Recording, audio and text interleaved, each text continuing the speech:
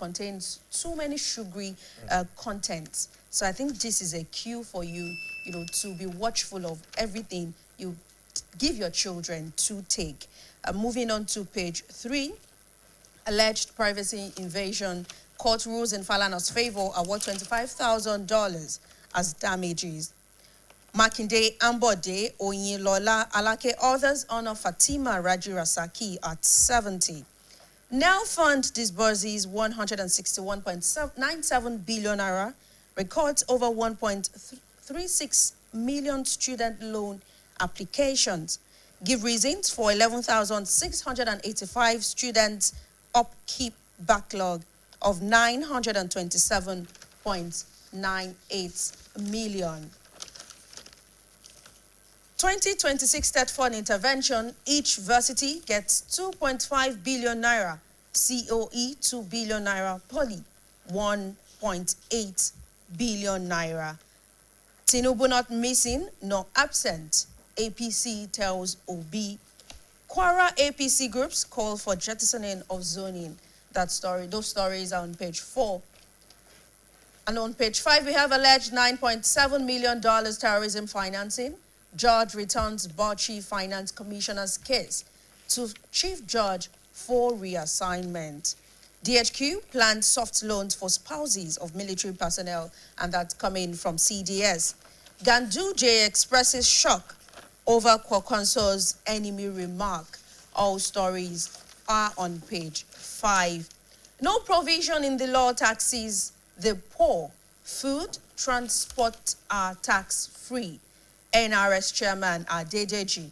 Workers to begin to see the difference in their salaries month end, says reforms are being positively received.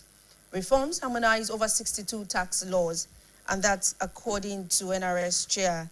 Tinubu, Nigeria to co-host Investopia with UAE next month, seals trade pact. After protests, Shippers Council orders shipping companies to suspend fee hike. Gold, lithium plants position Nigeria as Africa's mineral supply hub, and that's coming from Alake, talking of business and economy. Residents flee as police confirm fresh killing, abduction by bandits in Sokoto. 129 terrorists arrested, 59 killed, 309 hostages rescued in Kwara and Kogi, according to police. Truck crashes into church in Ekpe, kills 6 worshippers. Police arrest 18-year-old girl for allegedly staging own kidnap in Edo. NAPTIP rescues 58 missing children in Benue. All stories are on page 8. And talking of inside Niger Delta, on page 14, 2 communities at loggerhead over oil field in Delta.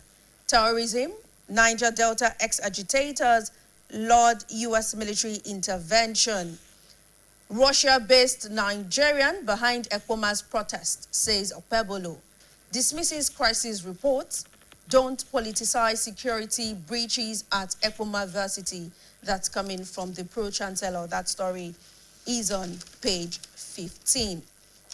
Kwara APC and the raging battle for 2027 Central Senatorial ticket. That story is on page 20. And on page 21, police foil bandit attack on Obajano operational base, arrest suspect. Retired customs officer kidnapped in Oshun regains freedom.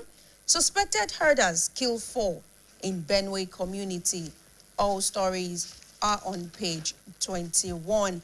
And on page 30, federal government begins implementation ahead of agreement signing with ASU. 2027, no rainbow coalition in Rivers, IPAC tells Wike.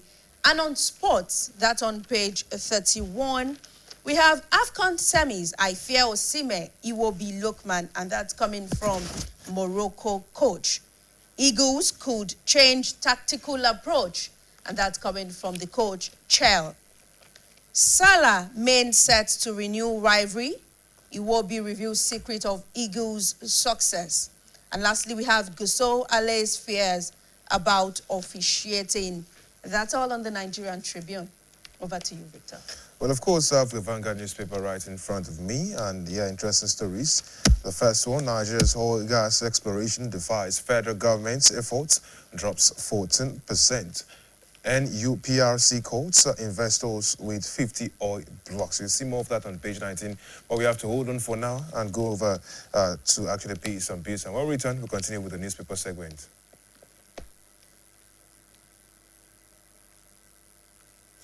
The gold standard of rice, the finale.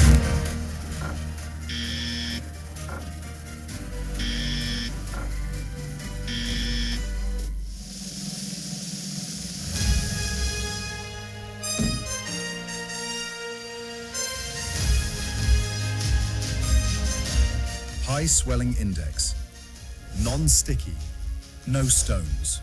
Big Bull Gold, the gold standard of rice.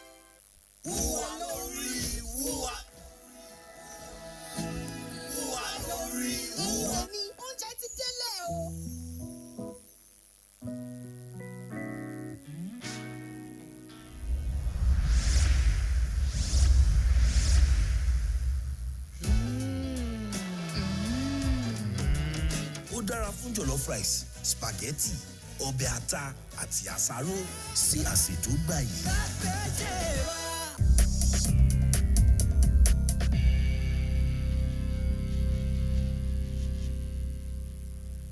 Welcome back. Still on the front page of the Vanguard newspaper, we have interesting stories. Chimamanda's son, Lagos government, MDCN probe Eurocare. And of course, you'll see more of that story on page 10. Or church attack, while the blew off my leg with dynamite. That's a witness telling the court on page 6. Economy, Nigeria to record fastest growth in 2026 has come from the World Bank as they upgrade forecast to 4.4% for 2026 and 2027. You see more on page 19, beg your pardon. Orders release of remanded AAU students on page 7. Residents flee Sokoto villages as Bello Toroji issues a new threat.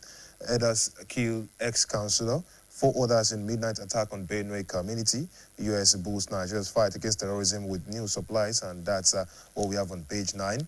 On page 19, our federal government, states, local government shared 6 trillion naira in 3 months. That's coming from Haiti. You find more of it on page 19. Rivers crisis, APC, CSO, or the Slam Fayoshe over Fubara's APC status. And of course, the writer says Tinubu won't sacrifice Wike for Fubara, coming from Fayoshe. Wike's Rainbow Coalition claims misleading. That's coming from HIPAC. It says opposition parties may adopt Fubara in 2027. Well, of course, a lot of those stories on page 5. And of course, sports story on page 31, AFCON 2025. Shell set to tweak Super Eagles tactical formation against Morocco. All right, on the inside pages of the Vanguard newspaper on page 4, Kebbi University confers a doctorate degree on Governor Lawal. Lawal praises Army's gallantry, promises continuous collaboration. 50 Zamfara students get certificates 9 years after graduation. On page 6, police nab man for killing lady, dumping remains in evil forest. Manslaughter house, police arrest 41 suspects in Makurdi. Tinubu Abiodun Mon as Lucia Onobanjo dies at 101. Ogun Court denies hip-hop singer Portable bail. On page 7, protest, Opeolo orders release of remanded AAU students, accuses Russia-based Nigerian behind protest in Edo. Parents laments detention of their children. Atiku criticizes Tinubu over arrest of protesters. Natasha demands release of 52 Edo varsity students. On page 8, order immediate release of Sore's international passport. Lawepo Hashim urges Tinubu. And Trump aids Iran trade partners with 25% tariffs as a protest toll soars.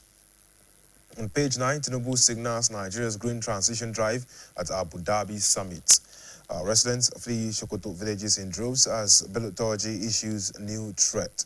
A TED fund boosts funding for varsities, police, and the College of Education's in 2026 framework. And on page 10, we have 133 lives over 19 billion naira property lost to fire outbreaks in 2025. That's coming from the Lagos state government.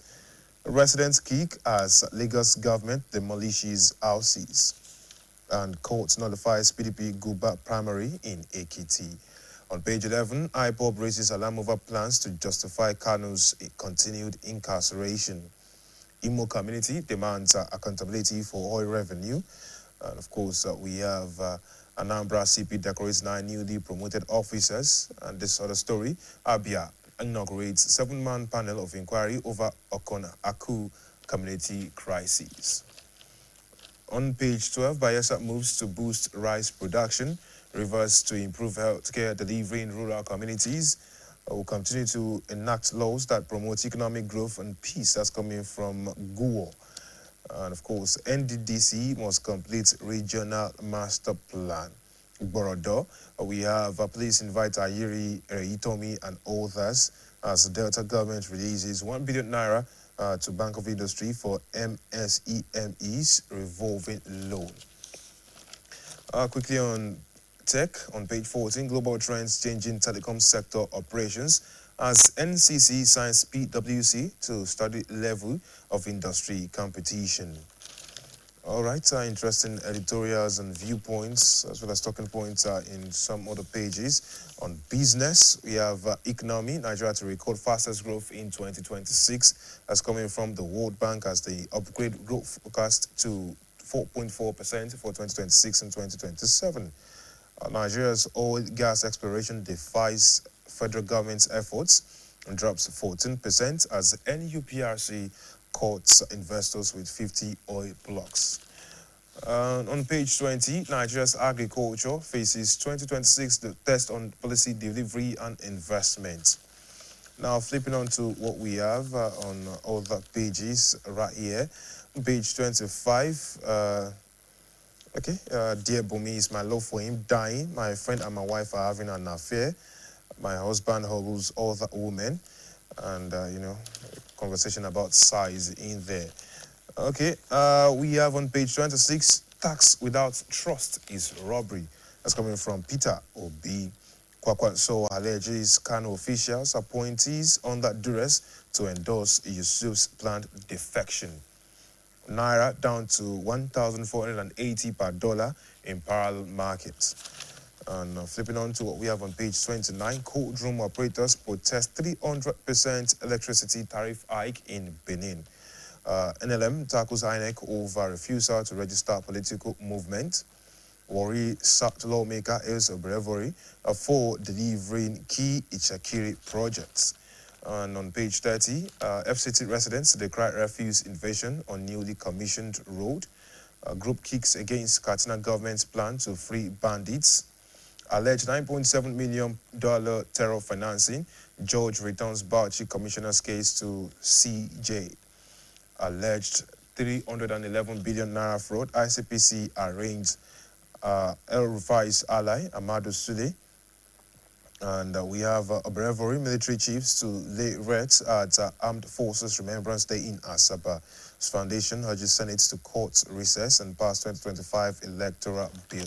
Now to sports. Yes, on page 31, where we've seen Davis Cup World Group 11 playoff. Nigeria intensify preparations for Uzbekistan in February. Of course, we have this one as well from the AFCON. The semi-final, Senegal, Egypt reenact 2021 final clash in Tangier. So you have Mane and Salah up against each other again. And now we will be saying Morocco fans won't intimidate Super Eagles. And of course, Obasa eats Rabat for Super Eagles. Gusau quashes fears of manipulative officiating. And yes, you would understand the fears surrounding that. Well, we have Super Eagles, Atlas Lions in Titanic battle in Rabat. We are ready for Nigeria. That's coming from Walid Regragui, the Moroccan coach, who says, I'm not afraid of being sacked. Eric Sekoshel, the coach of the Nigerian Super Eagles, says he's set to tweak Super Eagles' tactical formation against Morocco, and he says that the home is in Didi. Well, of course, on the back page, we have CAF appoints Ghanaian ref for Nigeria versus Morocco. And yes, you would understand the reasons for the Warriors right there. Well, the referee will actually be, his name is Daniel Ni Lariel, and of course, it will be assisted by South Africa's Zakwele Siwela and Lesotho's Soro Fatswane, as well as Samuel Uwikunda from Rwanda. And of course, the VAR will be handled by South Africa's Abongile Tom. And a lot of people have asked questions about all of that anyways. But, well, the NFF president is laying whole fierce about that, saying the Eagles will progress despite all of that. Well, there's this one where different predictions have been rolling by. And yes, there's AI predicting Morocco-Senegal as AFCON 2025 final favorites. But I think that's for the AI AFCON final, not the real one taking place anyways. Today's matches, we have a list of the fixtures. AFCON, Senegal against Egypt at 6 p.m. Nigeria against Morocco at 9 p.m. We have action in the Bundesliga. The Serie A as well, where Napoli will take on Parma and Inter against Lecce. And in the NPFL, where we have different pieces of action, especially at 4 p.m., where Remo Stars will be taking on Ikorodu City and Shooting Stars will be battling with Eyimba right here in Ibadan. We have results from yesterday in the Bundesliga as well as in the FA Cup, where Manchester City defeated Newcastle United by 2-0. And in the Coppa Italia, where AS Roma were defeated by Torino 3-2. And in the Copa del Rey, where we saw Atletico Madrid actually battle to a 1-0 victory over Deportivo right there. Well, that's as much as we can take on the newspaper review segment for this morning. We'll go on a short break and then we'll return with the weather report.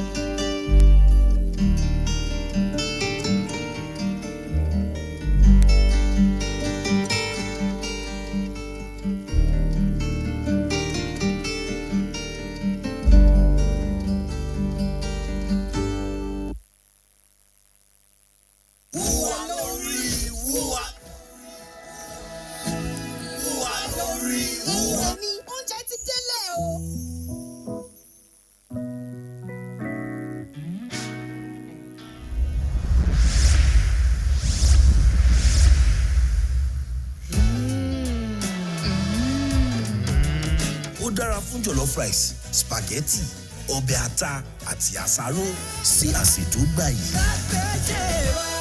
In today's fast-paced world, staying ahead demands peak performance from our bodies. Like never before, our bodies need an optimum supply of essential nutrients, and Supermalt supports our daily nutritional needs.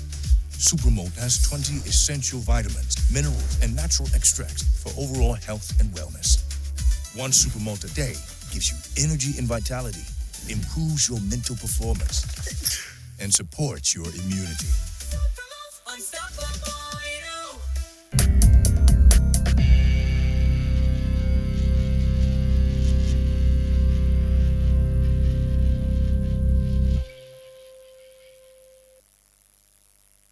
All right, thank you very much for sticking around with us right here. Now we are in the interview segment, and yes, there have been quite a number of trending issues affecting Nigerians across the board. And, over the last few months, a lot of people have been, wondering how miraculously there have been some surges in the price of how much they actually pay for rent, how much they pay in total packages and all those terminologies when you're looking for houses, including shops as well. The funny thing is, the total package is actually the major issue.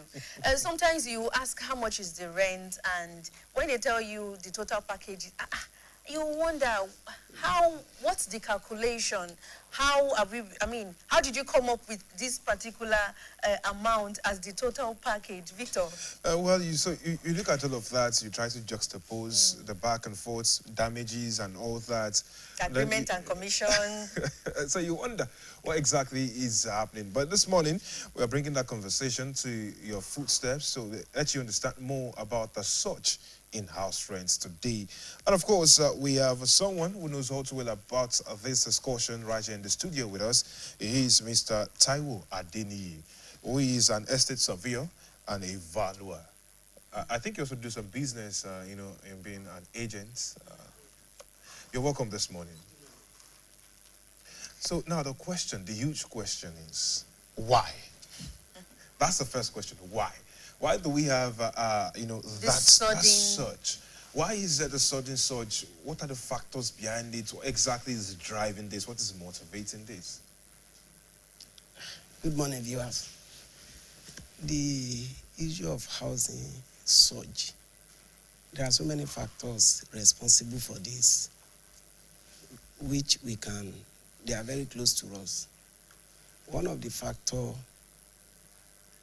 is the situation of our country, where we have most of the cost of building material. The cost of building material is alarming. But these are for houses that so many houses have been built for several years. The cost of maintenance, at least you will maintain the house that have been built for so long. When you say cost of maintenance, let's look at the maintenance itself. All right. What do you mean by the cost of maintenance, and what exactly does the maintenance entail? Because I've had situations where in a particular building, the pumping machine is faulty, and the owner of the house is being reached out to, and he says, you are the ones living there, fix it. You call on the owner of the house for several things, damaged in the house, and he says, fix it. So what's the cost of maintenance you're talking about? And the roof of the house will not leak, and the owner will ask the tenant to go and get somebody to fix the roof. These are part of maintenance. Well, I have my own personal experience. I want to debunk that now.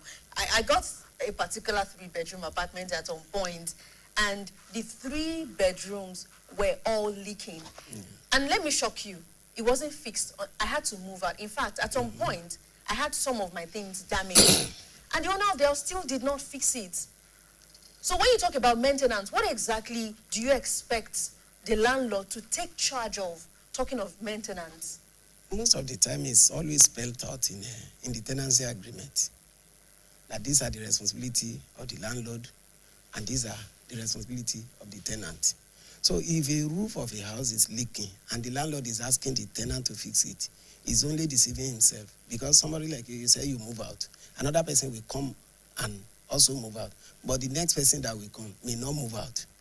he or she may find a minimum a solution to him or her as long as he stays there. So as soon as he's leaving, the house will go worse than how it met it. So if a roof of a house is leaking, no reasonable landlord will ask a tenant to come and fix it. Okay, you have said no reasonable. Yes. So we take it that majority of them. Yeah, because it's your property. The tenant will definitely move out. But apart from the roof so thing many you other talked about, things. What other things? Let's know them. Okay, so many other things. For example, if there's a collapse of a wall, it's also the responsibility of the landlord. But if fixtures, maybe like all these sockets and all that, if they are fixed when you are moving in, then if there's any damage, you are expected to fix it back. Now, speaking about damages, I have an opinion on some of those things, and I think it's echoed by quite a number of people. You're speaking about damages. Now, there are several people who have moved into that area because of the nature of the work they do. They need lights. Yeah. They need constant water to actually do their jobs as humans. Now, if you have lured them into that area and told them, well, the reason for the increase in price or the reason we are getting this amount of money for you, from you for this rent is because there is plenty of light in this area. There's plenty of water in this area. And then the person starts living there and does not get enough light, does not get enough water. Are they supposed to refund a part of it? If they are going to collect damages, if any damages occur. No, I'm not talking of collecting damages. No, I'm just saying now. These landlords will tell some people to pay for damages. We know caretakers handle that sometimes, but then also we know that at some point in time, if things are spoiled in the house, it is the tenants that gets to repair it. So if that is happening, what about the situation where you have promised that there is light constantly, there is water constantly, and it's not always there? How about a refund to actually compensate for some of the things that's happening? I think if a landlord is promising a constant light, I think it's not a government. The landlord is not the government. So maybe as soon as the tenant moves in, there's a problem with the transformer. That one is beyond the landlord responsibility. So no compensation for all of that? That one is beyond the landlord responsibility. So why was the price higher than normal? Many factors responsible for surge in rent. It might not be ordinary. It might not be only the availability of light that will make a landlord increase its rent. They are combination of different factors. Okay. And part of the factor is what we have just mentioned. Maybe accessibility, security-wise. Then the cost of the building. The first point I mentioned, I talk about the cost of construction. If the amount in fact, many people are discouraged in going to housing provision for housing provision because you find out that most of the time it doesn't commensurate. The rent you get is not equal to your investment. Some people prefer to go and invest in other things because a house you are going to construct for, maybe apart from the land, you spend up to 30 million and you'll be getting a rent that is not up to 2 million per annum. And then with that, the 2 million you are getting is not net. You will still have to deduct like all this maintenance and all that we are talking about. And so at the end of it, you find out that your money does not commensurate. But I mean, based on your calculation, you do not expect to have such investment and get return on your investment in 5 years. No, there is a year. There is a year. At least we were taught in school. And not ordinarily, if you invest, you are not expecting your return to come under 5 years or under 2 years. A long time, but the long time must be commensurable. So if I'm going to invest 30 million and I'm not going to, under normal circumstances, I'm not going to get it within 10 to 15 years return, then it may not really worth it. Because the day you build, you finish your construction or people start moving in, the day deterioration sets in. So if you are projecting 20 years return, so your plan should be, in another 20 years, I should be able, the return I'm going to get should be able to produce another same property. Okay, now, there's been, because before we spoke about this topic, I was speaking with some individuals, and some people are starting to believe something. Now, I want you to help us because you understand this a lot more. some people believe that it is because some certain types of individuals have started moving into some certain type of communities. That is why the prices increase. The prices people pay for rent. And so people think, oh, because this person is making fast money, this other person is making fast money, let me bring them into my house. Maybe they are the ones that I can be able to attract to make money fast enough since they are making fast money. And then that means that people who work in some types of, professional pathways get to suffer a lot more when trying to get houses. Is there any truth to what that belief is about?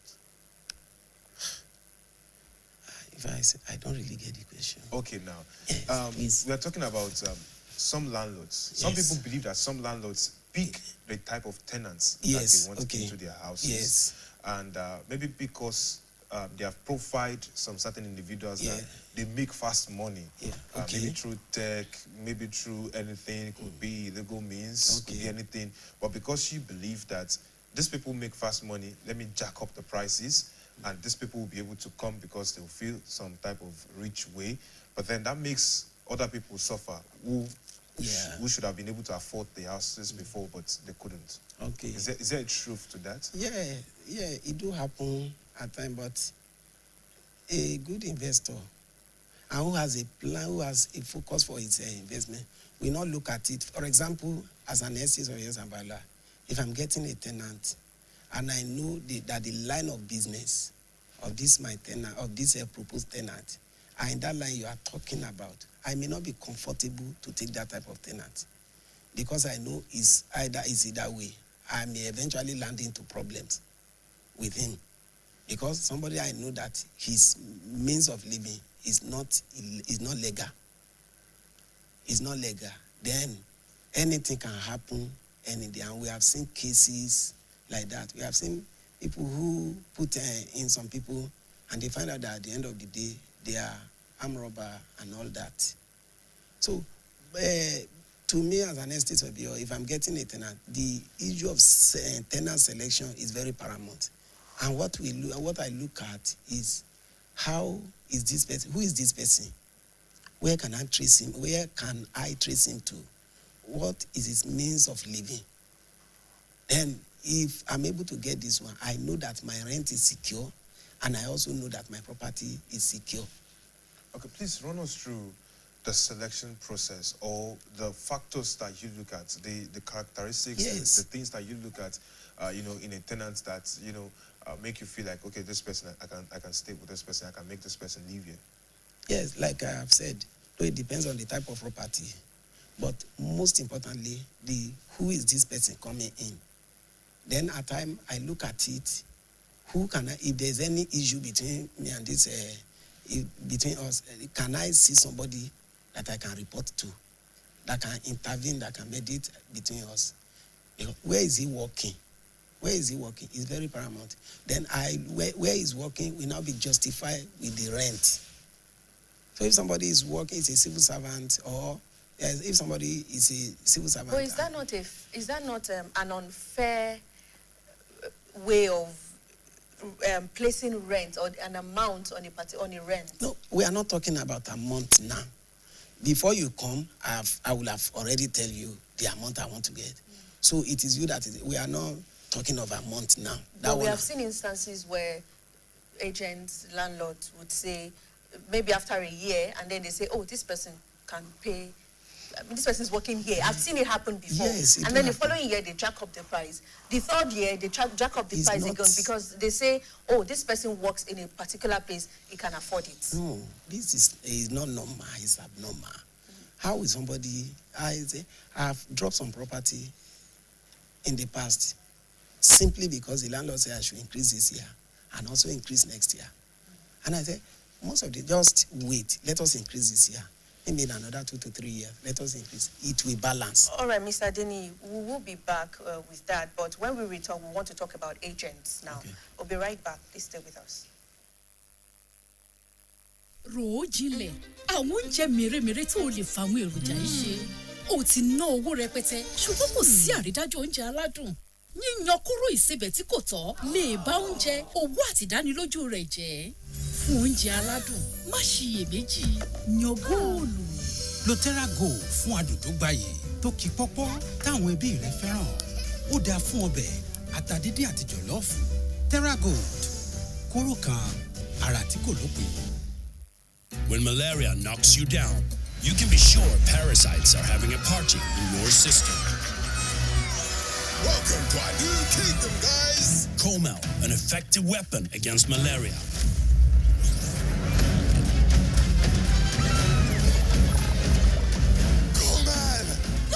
Attacking the parasite army directly to give you express relief and get you back on your feet effectively. Comel on. Malaria gone.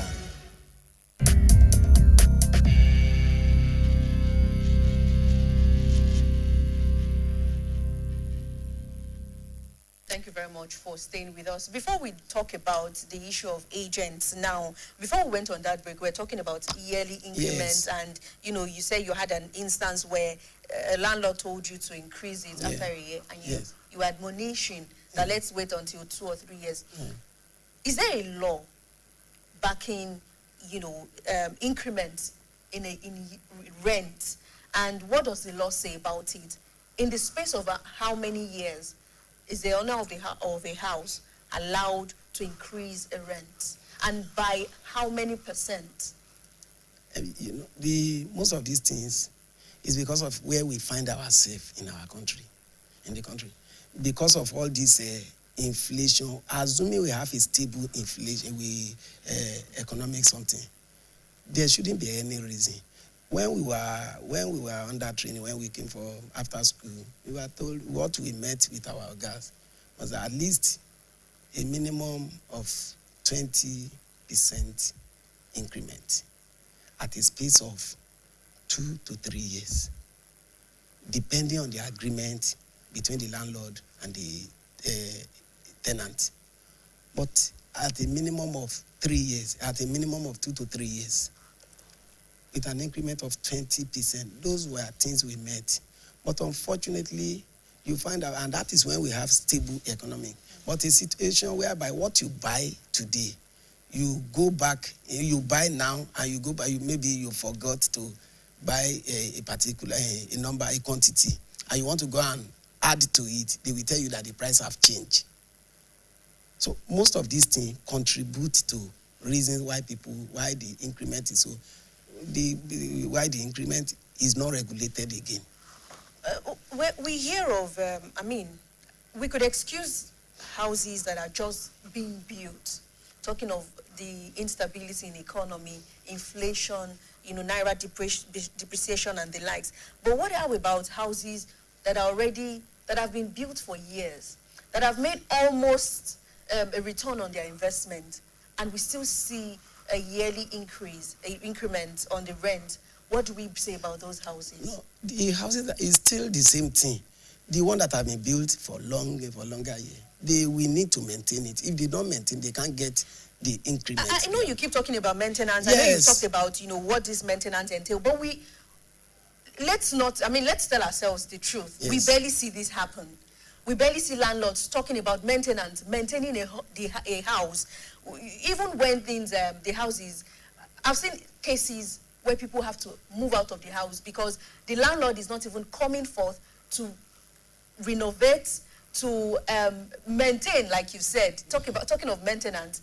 In such cases, how do we hold the owner of the house responsible? The property will definitely depreciate. If it's not maintained, it will be going down. It will be going down. That one is automatic. But if you want to keep your property at the same level of the one that have just been built, we see cases this day that people do, they call it old houses, doing what they call conversion.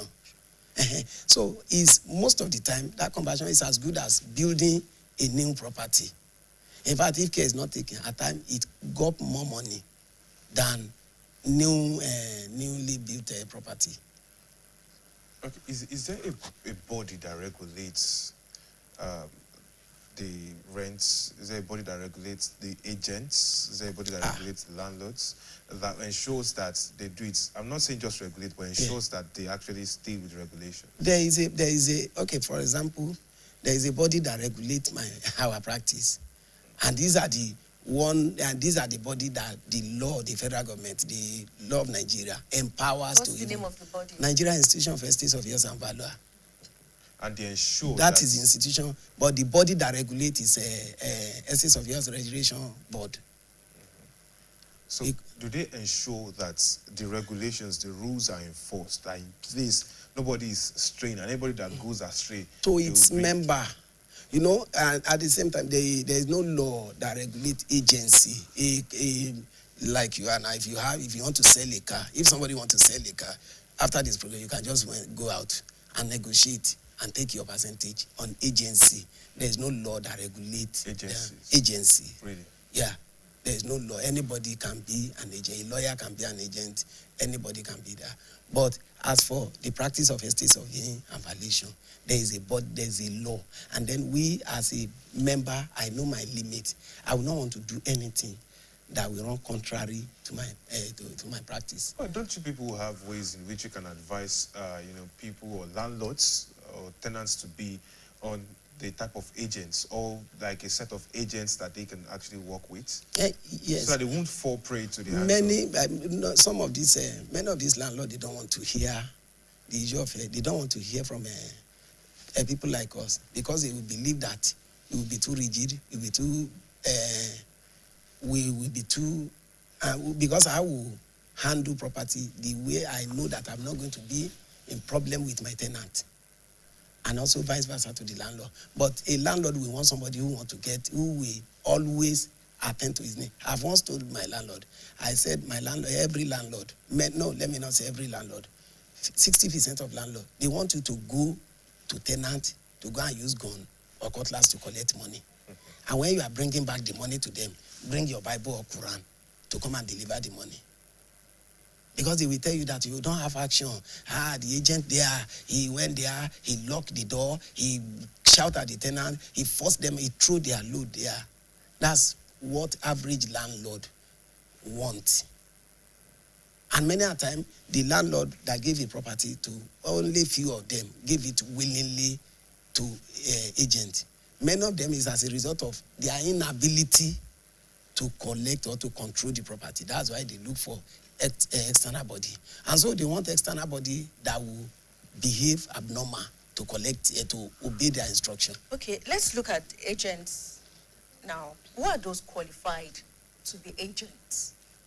Like I've said, any member or anybody who belongs to this institution, estates of yours and value, they are the one that the law recognizes to be an agent, to act as an agent, because agency is just one out of all other works we do. Now, I ask this question again because we have seen cases where you just see anyone say I'm an agent. And that's what I said. It's not registered. Yes. Now, how do we begin to, as the body as a whole now, how have you been able to regulate the practice, talk of agency now? I think, like I've said, that there's a limited role we can play. Though the body is making a very serious effort. Like we see in Lagos now, presently, Lagos have done some things to regulate their agency. They say anybody that wants to be an agent in their state must come and register. And they have been, the body, to coordinate the body is from our institution. So they want to bring everybody under an umbrella so that the rate at which people are being, monies are being swindled away will be reduced. Because somebody that doesn't have an office, many of them, they don't have an office. Many of them, there's no way you can there's no place you can trace them to. So they they collect money from suspected and unsuspecting tenants and they run away with it. So assuming they are registered, there will be a place to trace them. Are there ID cards to show for this? I don't know. No, I don't know how they do it, how the level at which they have gone in Lagos. But maybe in Port Harcourt again, but all other states, I don't think there's any other state that have made that kind of effort. But for us, as an estate surveyor, we have a logo, we have a body, we have... Well, we have a Oyo State chapter, right? Of Nigerian institution, yes. What is the Oyo State chapter doing currently? Because we are seeing hike, the way house rents It's crazy. in Ibadan right now is alarming. I think the House of Assembly was on it, maybe 2025 or so. They were on it, they were deliberating on it. I don't know the extent at which. But to be a member of this body, of this institute, yes. do you have ID cards to show for it? Yes, exactly. I mean, for instance, if I'm approaching an agent now, can I request? Yeah, exactly.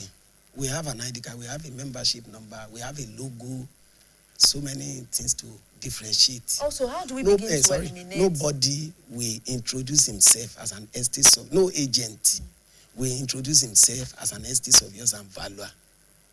If he's not one, no agent. But are all estate surveyors agents? No. I mean, are all agents estate surveyors and valuers? No, exactly. No, but all estate surveyors and valuers, they are agents. And you said, I mean, other people that are not estate surveyors and valuers can be agents. Yes, that's what I said. I said lawyers, they are property manager. So they also... Exactly my point. So if I am coming out as an agent now, I am not an estate surveyor and valuer, which means I do not belong to that association. Yes. I do not have an ID card of that association. Yes. How do I show that I am qualified to be an agent? It is now, yes, like I've said earlier, that the agency is not properly regulated in Nigeria. Like in abroad, if you're, I say agency is just one aspect of our profession. In abroad, if I'm going to be an agent alone, that will be my core area of practice. Then anybody I will register, do all sorts of things. There will be a membership and all that. So anybody coming to me, my membership and identity will be a means of identification. But in Nigeria, many people, many landlords, they just want anybody. Even landlord himself, they on many occasions they act as agent, and there's nothing you can do to except the government come up. Some of these things would have worked if we have a stable country. But you find out that many a time, the same person can act as landlord and also act as agent. Okay. Now, from your experience, from your expertise as an estate surveyor and valuer, I would like to ask you, how do you think the excesses of agents, certain agents, now not all agents, how do you think the excesses of all those agents that do ridiculous things, how do you think those excesses can be cut? How do you think they can be stopped? What do the tenants need to know? What do the landlords need to know? How can it all be stopped? The government everything will boil down to government. Making law, yes, making law and monitor, making law and then making sure that the law are implemented. But the government would want to respect the privacy of each landlord. No. So with Lagos State, when Lagos State is saying that there's a certain percentage every landlord, every agent must even take. There's a certain... Okay, so we can work with that. Let's stipulate... Yes. But then they find other ways. But sir, it will also work when the government is also doing his own part. Government is coming up with different... For example, the house surge the house rent surge we are talking about is as a result of supply not equal to demand. So assuming government is coming up with implementing all this housing policy, making housing available, affordable for people. If you are asking for 500,000 rent, and there is one that is asking for 200, and they have the same facility, your own will wait there. People will prefer, but you'll find out that we only have one supply, 3 demands. We still go back to the responsibility of government. Okay. How about the people, the landlord, the tenants? What do they need to understand to ensure that they're not falling prey into the hands of the wrong kind of agents? Yes. If you I've once challenged my prospective tenant that if you want a house that will not be an agency fee, be going round about the city. Wherever you see there is no curtain, knock at the door. I want to get a house.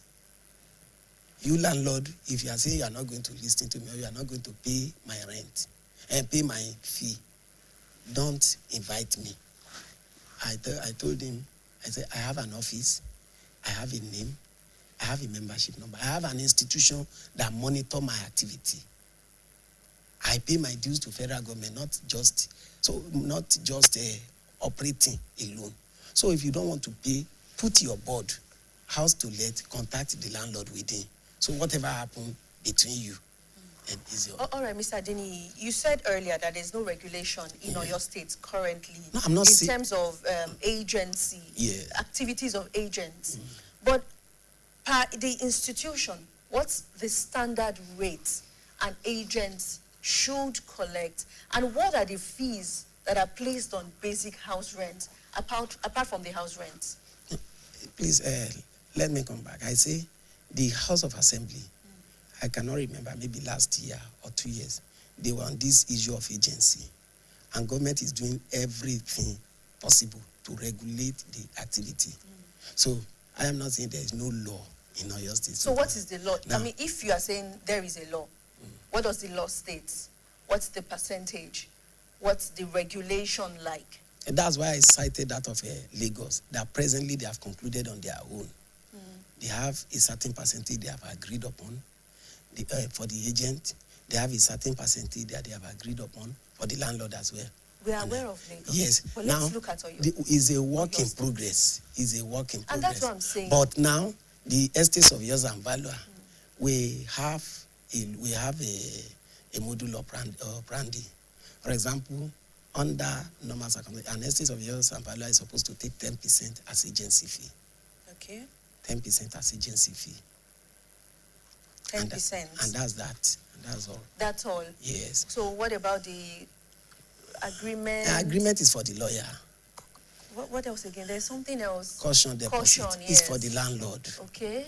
What's the percentage of the agreement? No, that one. That's between who and the lawyer? Yes. We have seen cases, for example, if you want to go for a large, for a very huge amount, it's negotiable. Even the agency fee is negotiable. Who are you negotiating the agreement with? The prospective tenant or the landlord and the lawyer? The prospective tenant and the lawyer. I mean, but I should not be having a business with the lawyer if I am getting an apartment and you are infusing all these fees. That means it should be an agreement between the landlord and the lawyer, because the landlord is the one contracting the lawyer to say, okay, I want you to be a witness to this. As a lawyer, I want you to, talk about, sign up the agreement and everything between me and the so why should it be the prospective tenant that will incur the cost of the landlord? No, it's the tenant that is going to incur because yes, you are engaging a service of a lawyer to be in between you. So, okay, if you are saying that, why will you pay for agency fee? So if you are paying for agency fee, you also pay for the... To have more clarification on this, Mr. Adeni, we have a commercial break and we'll be right back. Please stay with us.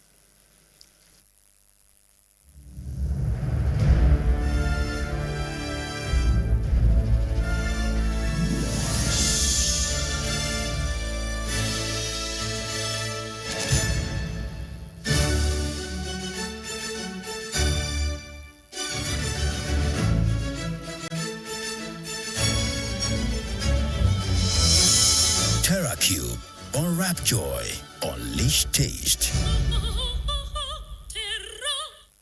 When malaria knocks you down, you can be sure parasites are having a party in your system. Welcome to our new kingdom, guys. Comel, an effective weapon against malaria.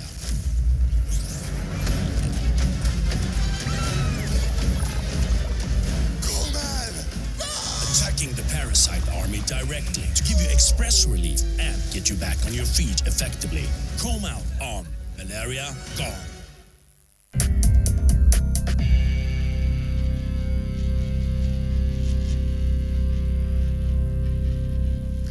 All right, thank you very much for staying with us. We're still talking about surge in house rent, and it's been, a tricky conversation, especially talking of the sharing formula in terms of house rent, the agreement and caution fee, the agency fee and the likes. But before we went on that break, Mr. Adeniyi, you were talking about, we had already moved past agency fee now. You said it's 10%. Yeah. And I was having this strong opinion that the agreement fee should not be placed on the prospective tenant.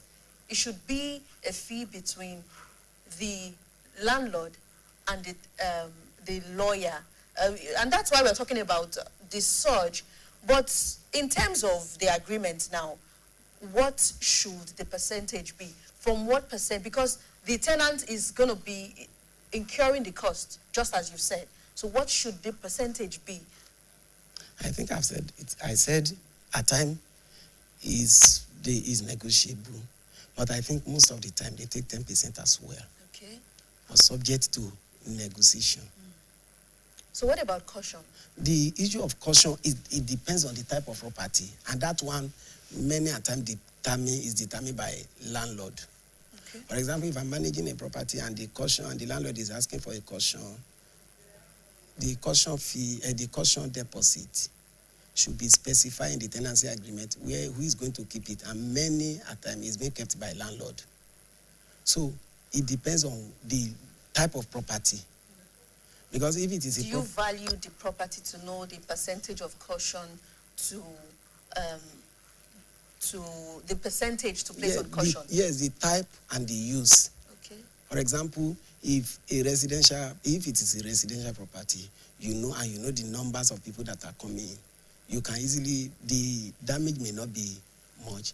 But if it is going to be a commercial property, you may expect more damage.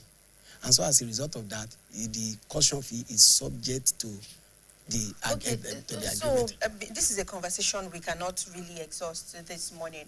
But because of our time, this is an ongoing alarm, raised by people, talking of the surge in house rent. What can we do? What can be done to bring down the surge? Yeah, I think part of what is responsible for all this, is like I said, demand and supply. Let government come in. Let there be housing delivery for different categories of classes of people. Let government comes in, and then let government support those who are the developers. Let there be incentive. Then let there be some of the factors that are responsible for some of these things at times is security. When there is insecurity in some places, some people find a particular location as more secure, so they move in. And let the rate of the housing surge is as a result of all this urbanization that we are seeing every day. And like I said, cost of material. Until Nigeria is able to be a producing country, we are talking of maintenance. Some of these things that they are maintaining, you buy it this year, before next year, it get damaged because they import it and they are fake materials. So these are problems that are... Well, apart from government, like you said, I think we as humans should also do better. We can do better. That's all. I mean, that's where we will wrap up the conversation. We as humans should do better and be fair in our judgments in whatever it is we want to do. We've been in conversation with Mr. Taiwo Adeniyi. He's a estate surveyor and valuer and also doubles as an agent. Thank you so much, Mr. Adeniyi, for speaking to us on this particular topic. All right, we'll be right back after this break with our second guest. Please stay with us.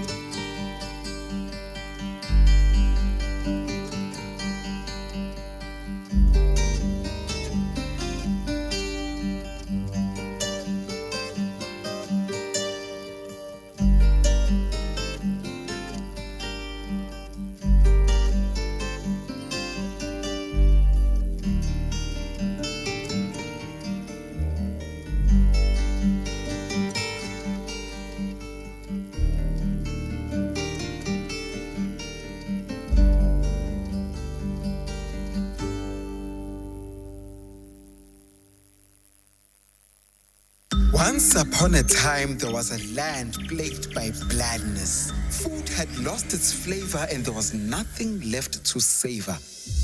Just then, the tastemaker arrives to restore taste to this land of blandness. All she did was sprinkle, stir, and serve. And from that day on, they knew one truth. All they needed is sprinkle, stir, serve. Tastemaker. In today's fast-paced world, staying ahead demands peak performance from our bodies. Like never before, our bodies need an optimum supply of essential nutrients, and Supermalt supports our daily nutritional needs. Supermalt has 20 essential vitamins, minerals, and natural extracts for overall health and wellness. One Supermalt a day gives you energy and vitality, improves your mental performance, and supports your immunity.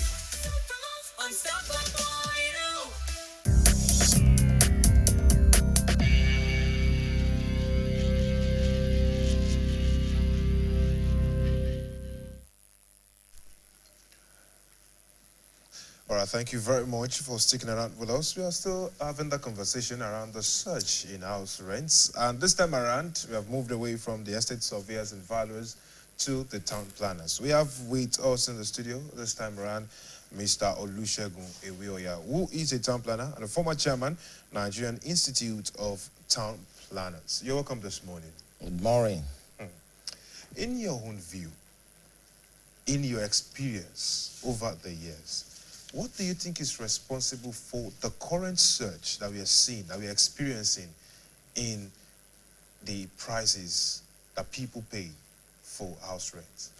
Thank you. The main cause and the root cause is population surge. Population surge. And not having enough building supply because of the economy. We don't have enough building supply.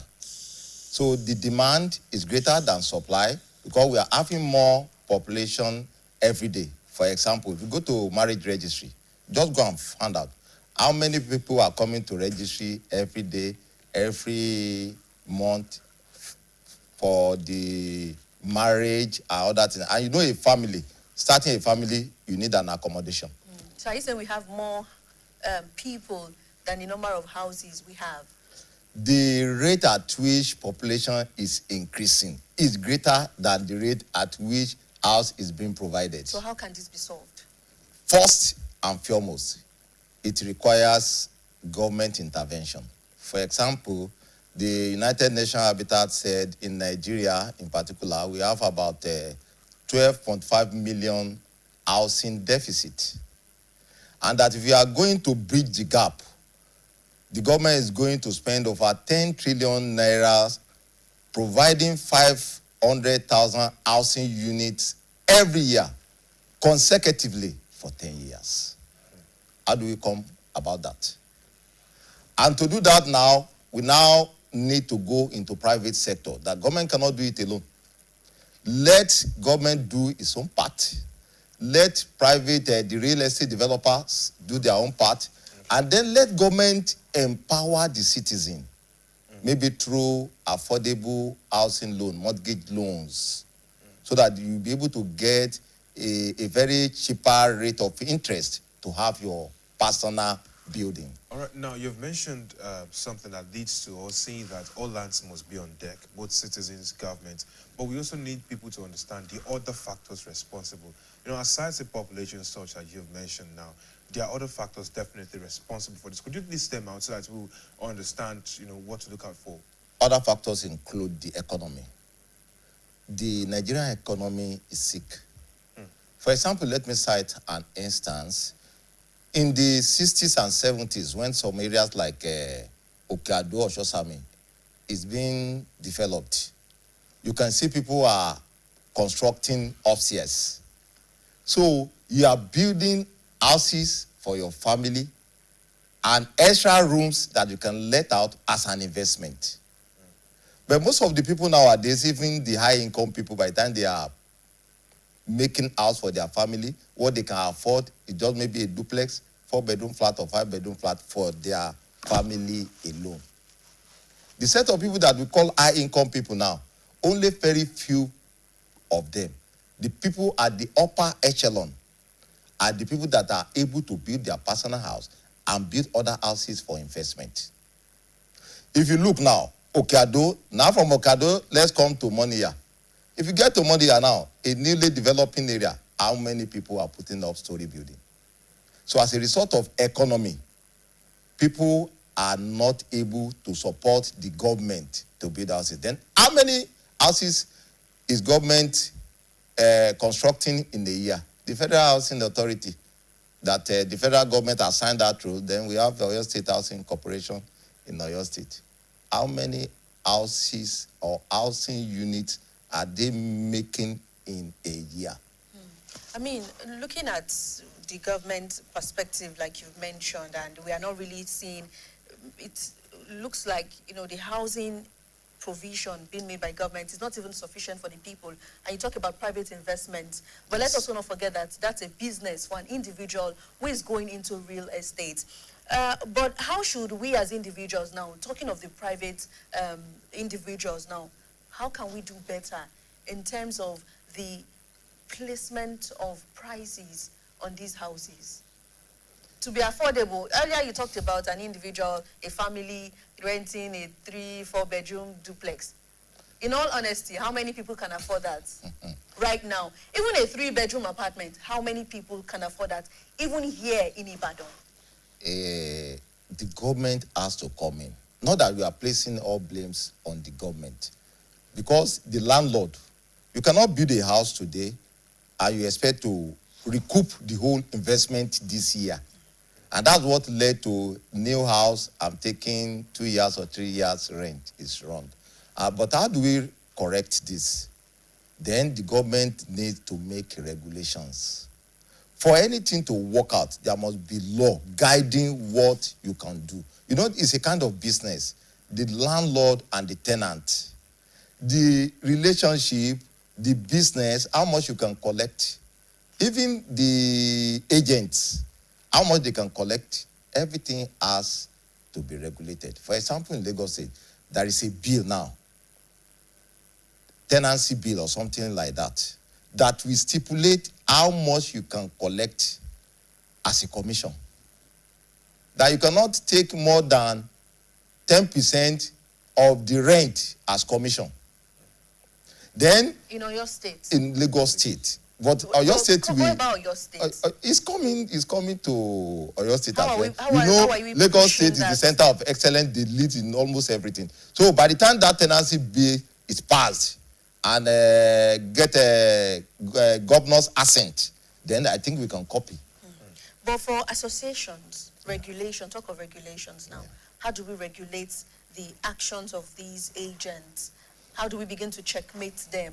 Talking of, earlier we spoke to an estate surveyor and valuer, who is also an agent. And he said, naturally, an agency fee should be 10%. But we've seen instances where it even goes as high as 30-40%. We've also seen instances where there are about 2-3 agents on a particular house. How do we begin to regulate and checkmate the activities of these agents? These bad occurrences, I think the professional body, NIFE, Nigeria Institute of Estate Valuers and Surveyors, they have to come in. But still, with the support of the government. Every services, once you have a professional that can undo it, this agency that some people are doing, you see some people, they don't even pass through school. You see some people, they are tailor, they are mechanic. Beside their workshop, they say room and parlor available here. It's not allowed. Leave this assignment for people that has passed through required educational level that allow them to be called an estate surveyor. People that studied estate management in school, they are the one assigned that role. As a professional, you know what you can do and what you must not do. But most of the people you are calling agents, nobody is regulating them. They have a free day. They don't even have an association. You know, the mechanic, the tailors, the cobblers, shoemakers, they have an association. That if anything is wrong, you know where to go and complain. Okay. But agents, whom do you want to complain to? Now, I have worries on one part, and this is where my worries come from. It looks like at some point we also need to look at ourselves as a people. Are there ways in which people encourage this underhand tactics of certain agents? Because you have seen how sometimes some people connive with some certain individuals to ensure that some prices are jacked up, or maybe the agent tells them, well, I'm supposed to just take 10%, but you know, we have to make money any which way, and then they also try to do some games. Is there a way that people enable them? The aspect of the public now. Yeah. Whom do you give your house to manage for you? I've been to school. I know the difference between a doctor, a nurse, a ward mate. So when I'm sick, I can't go to a ward mate for treatment. Either I first go to medical laboratory scientists for some tests, then take the result to doctor. As a landlord, give your house to estate managers, qualified estate manager, estate surveyors. Are you getting me? Then let an estate surveyor now come and give a price that is not reasonable. You know where to take the cost to. But the landlords, they want to make money. Estate agents will help the landlord to make more money. They say, okay, what do they call this thing that if you damage anything in the house, there is a name for it? Caution fee. After that, they say agreement fee. After that, they say inspection fee. After that, they can say key collection fee before you collect key. And talking of all these, which of these fees should a prospective tenant truly pay? Because it feels like so many percentage placed on the basic house rent. And at the end of the day, we realize we are even paying as much as the basic house rent, talking of all these fees placed on the rent. I will not go out of my bound. I'm a town planner. I'm not an estate surveyor. But the thing is that once you say the house rent is 1 million, you pay that 1 million. It is now the estate surveyor that will now collect 10% of that 1 million from the landlord. Not you that you want to rent a house that will be paying the 10%. So it should be taken out of the rent that has been paid, not an extra charge on not the an extra charge. tenant. Because the landlord has given the house to somebody to manage it for him.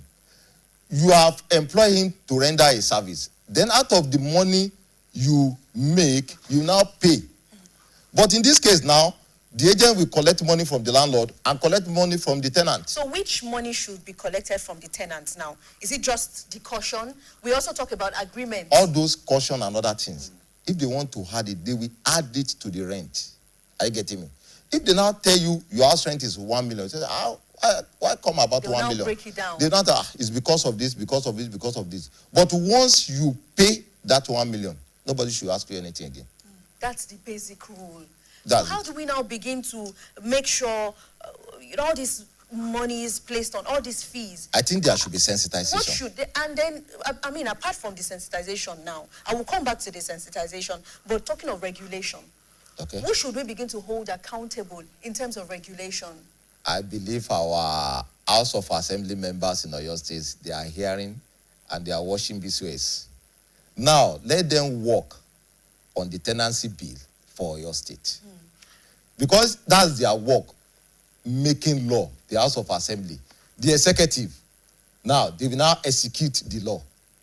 So, it belongs to our lawmakers to now think people are under pressure to have an essential service, because we cannot do without housing. Everybody needs a place where to rest his head, either morning, day, or night. So, it is the lawmaker that can help us. And talking of these fees now, I want us to go back to the landlords now. Does it mean they are ignorant of the fact that the basic rent, all fees should be included in the basic rent, or they are also working hand in hand with the agents? They are working hand in hand. There are some people called land speculators or real estate speculators. The purpose, if I remember my economics in secondary school. He said the gain of an entrepreneur is profit or loss. But every entrepreneur, everybody in the business want to make profit. Now, the landlord, they know that the agent will bring more money to them than a qualified estate surveyor. Then the landlord cannot manipulate an estate surveyor, but they can manipulate an estate agent. So we should begin to hold landlords accountable also. Give your property to a professional to manage for you. Okay, can I ask this question, just so maybe we are not looking at that side? Are there any cultural beliefs or religious beliefs that encourage some certain things when it comes to housing, renting and all of that? I don't think there should be. And if there is, then that is a kind of segregation. If you build a house, if you're an Hausa man, you can give it to a Yoruba man. If you build a house, if you're a Christian, you can give it to a Muslim. We know that is the ideal, but is that the reality of what is playing out? You see, with that question, some people completing their house can say, okay, I want only bachelors or spinsters. I want a married man. I want Christians. Some people even put up their house at Ajibode or Agbo. I want only UI lecturers. Some people will finish their house, I don't want teachers. No. It doesn't supposed to be. But if there's no regulation that you cannot stipulate who can rent your house,